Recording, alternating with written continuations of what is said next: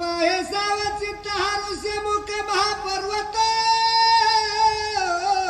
येतो समीप दिसत सुशोभित फळी पुष्पे भगवान प्रभू रामचंद्र त्या ऋषमुख पर्वताच्या दिशेकडे पाहून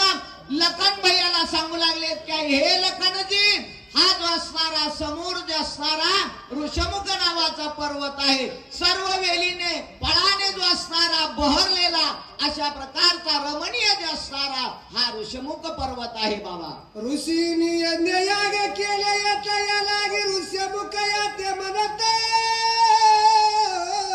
सुग्रीव वसाहत येतेत प्रधान युक्त भयभीत. हे लखनजी, या ठिकाणी भगवान प्रभू रामचंद्र लखन भैयाला सांगू लागलेले आहेत की हे लक्ष्मणा, या ठिकाणी याला जे असणार ऋषमुख